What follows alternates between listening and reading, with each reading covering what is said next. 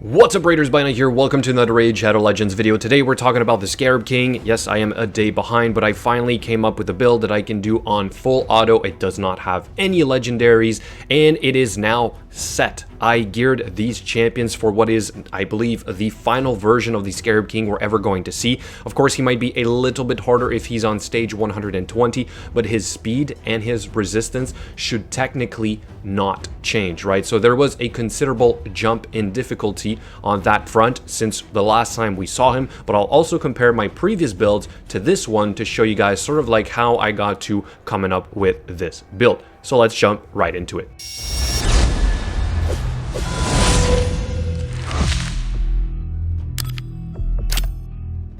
I'll also point out that I'm obviously not the first guy to use this build. In fact, it is very similar to my original first build, but I believe other content creators have also started using this build, all right? So if anything, I did use to some extent the knowledge that they provided, but this is going to be my own tuning on my account, number one, but also for these champions. So the whole point here was that I wanted to reuse these champions elsewhere. So if I'm going to commit, let's say, a destroy set on one champion in here, I'm going to hope that it's going to work somewhere else, or at least that this champion will now be dedicated for specifically this boss. Okay, so we do have a Haikatoon in the lead. She is built for this. I called it the first time I did a video on Borgoth. She is built for this. We have the speed aura, we have a turn meter reduction, turn meter increase, speed increase, as well as a speed decrease. Everything you need to handle Borgoth. We also have an armiger or armiger, whatever, which is in a destroy set. I committed that guy to one of the destroy sets. He's never going to change because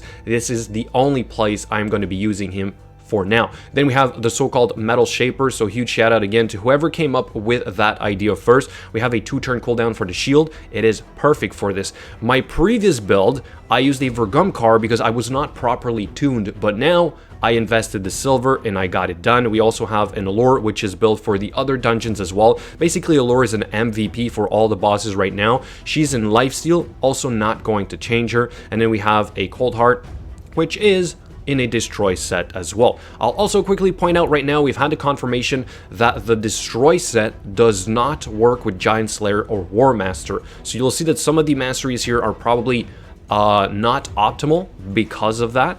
Still, it might help out in a sense, right? For instance, if Allure has Giant Slayer, she's not there to deal damage. She does not have a whole lot of offensive stats on her on her kit. So for her to have Giant Slayer, it makes a little bit more sense as you're going to deal more damage. Same thing with Armiger because he is there for the turn meter control as well. So if you put a War Master on him, hopefully he's going to deal a little bit more damage. Cold Heart, however, is there to deal a whole lot of damage. So having, let's say, Helm Smasher or Flawless Execution on her would be better. But I have her in Giant Slayer for the time being. I'm not going to invest the resources to change her masteries right away simply because it still works. Okay, so I'm going to save myself 150 gems, and you know how I like to hoard my resources and spend them at the right time, so this is a perfect example.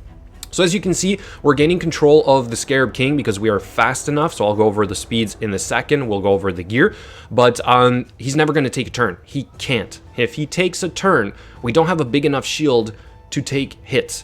So therefore, the only way to do this with a setup like this is to be faster than him and to have enough turn meter control, which, like I said, we have on the Allure, which is MVP, we have on Armiger, and we do have 100% on the Cold Heart. The Haikatoon does come in once in a while, but certainly not enough. If we look at my original first build that I used for this, it was kind of the same thing, but it was a lot easier to get away with less turn meter control because he was slower. So if anything, this could easily work on normal as well. In fact, I'm almost 100% sure that if I worked the gear correctly here, I could get this to work as well. The reason I would use this over the previous one is because we have the decreased defense and the weaken on this. We have 100% turn meter reduction. We do have 2 A1 turn meter controls, which is great. The Metal Shaper and the Haikatoon once again. It could potentially be as fast or faster or whatever on par. So if you don't have your Cold Heart, this is your go-to build. Okay, this still applies. You can check my first build video on Borgoth. This is what I use. Then the second version of a team that I used for this was last minute. Why? Because I wasn't exactly prepared. I tried to build a nuke build with a lot of destroy sets on a couple cold hearts, Septimus, the whole thing. It didn't work. So I was really last minute. I had to come up with something. Instead of fully regearing all of these champions, like the Sile of the Drakes was not even in Relentless yet, if I recall correctly, I decided to just build a Vergum car. Last minute, it cost me a whole lot of resources. I kind of regret this because Metal Shaper is enough, as you can see with the build that I'm showing you guys today. All right, so that's it. It's going to be literally this the whole time. We're going to get a couple Heart Seekers in here from Cold Heart to speed it up. So I have a reasonable time of about 5 minutes to kill the boss. This is not 100% success rate. In fact, I'd say it's probably down to maybe 30% success rate. Okay, so certainly not perfect, but it works on auto. And again, I can now set this and forget it, reset it a couple of times until I use all my keys, but it's as simple as that. All right, so now let's go over these champions to see what I've done with them, and like I said, how I'm committing the gear to now these champions right here. So no legendary, I think that's great as well. We have the, let's do first one, let's do our High Katoon.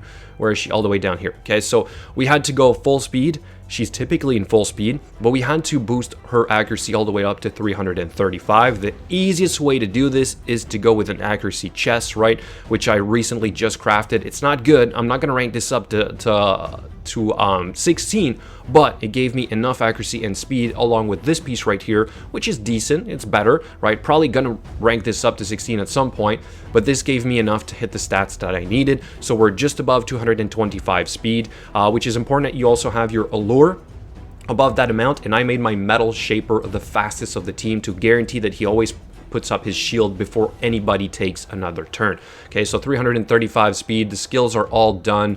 I've had High Katoon forever. I do have her in War Master, kind of like a clan boss build. I think War Master is decent on her, so I'm going to leave it as is. We have our allure, again, has not changed since the previous video. I do have Giant Slayer on her. I said it before. She is not fully maxed out for the skills, and then we have her in a Life Steal set with also a good amount of accuracy, well above the 330 that we need, 233 speed, a little bit faster than the boss. This is perfect. And yeah, you can get weak hits. It might happen. This is probably why it fails, but like I said, if we would want to not use Allure, we would have to use a second Armiger, and so it might be a little bit tougher to set that up.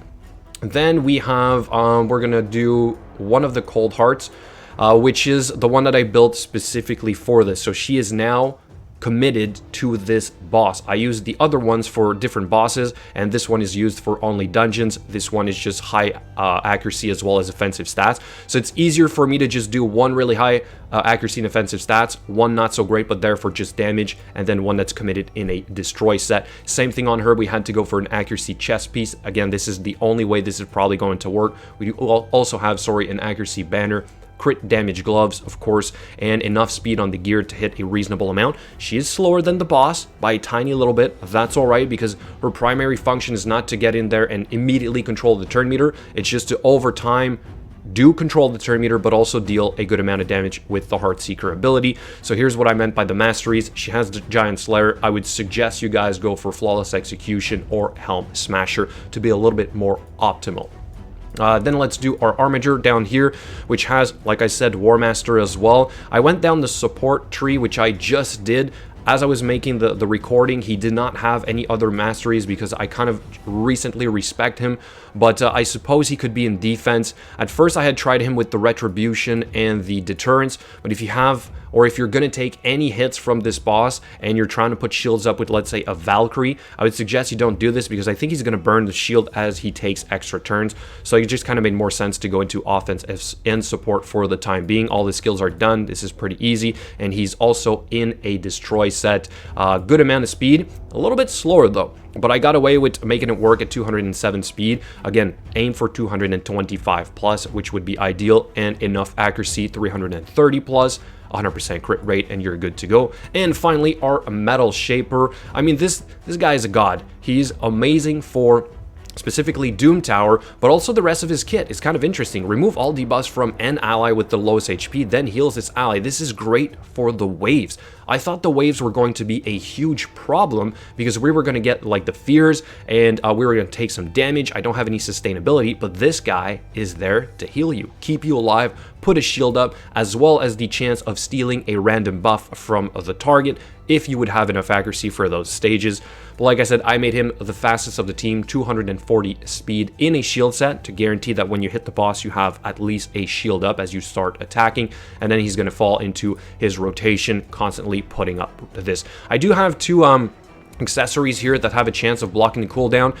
Again, not confirmed if it might be an issue, because let's say it happens on this skill and he prioritizes this one. He might do rescue before he does his shield, therefore you run out of shield and you attack without one. It might be the cause of why this isn't exactly 100% success rate, but still, this is what I'm using for now. I did do the masteries on this guy. We went with Evil Eye. I think it helps a little bit, but he doesn't have enough accuracy for the boss.